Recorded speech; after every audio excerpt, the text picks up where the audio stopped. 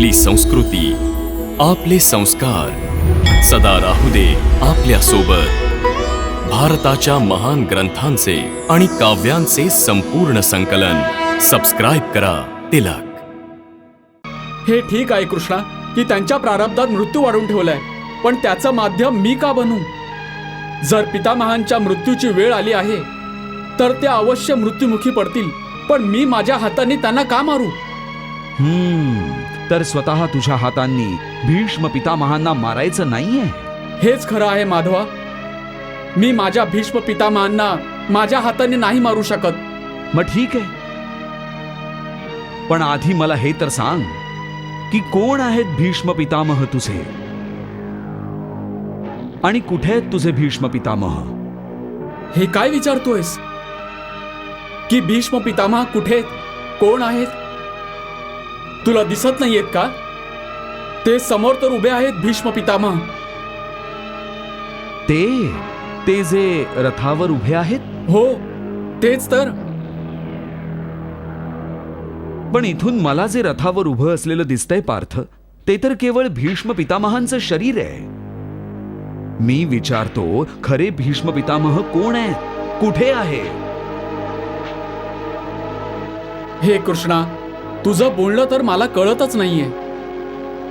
जे दिसतायत ते भीष्म पितामह नाहीयेत, केवळ शरीर आहे. म्हणजे भीष्म पितामह कोणी वेगळेच आहेत? अवश्य, हेच तर मी समजावतोय तुला. लक्ष देऊन बघ. बघ, त्या शरीरात जो प्रकाश आहे, ज्याला आत्मा म्हणतात,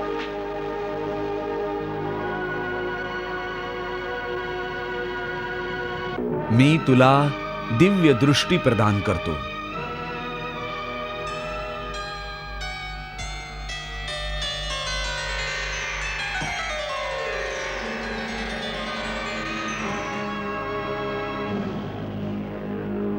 या दिव्य दृष्टीने बघ त्या आत्म्याला.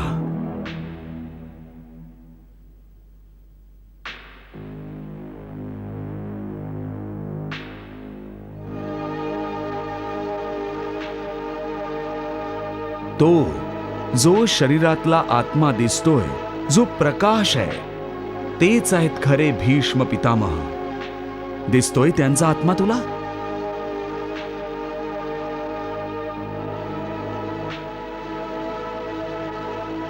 हो केशवा, एक प्रकाश रूपी मला आत्मा दिसतोय. उत्तम. आता बघ, मी माझ्या सुदर्शन चक्राने भीष्म पितामहांचं शरीर कापलं तर केवळ त्यांचं शरीर मरेल, पण त्यांच्या आत्म्याचा प्रकाश विझणार नाही. बघ, मी तुझ्या दिव्य दृष्टीला हे दृश्य सजीव करून दाखवतो.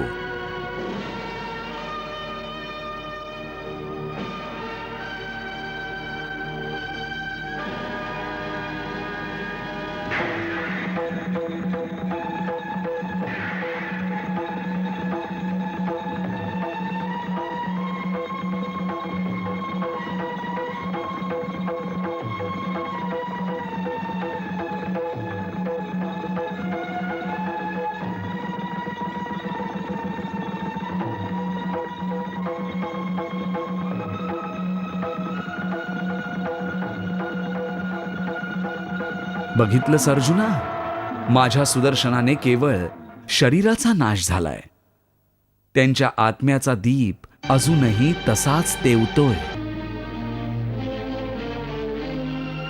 हे कौंतेय, या परमसत्याला व्यवस्थित समजून घे की विश्वात केवळ शरीर नाशिवंत आहे, पण आत्मा अविनाशी आहे.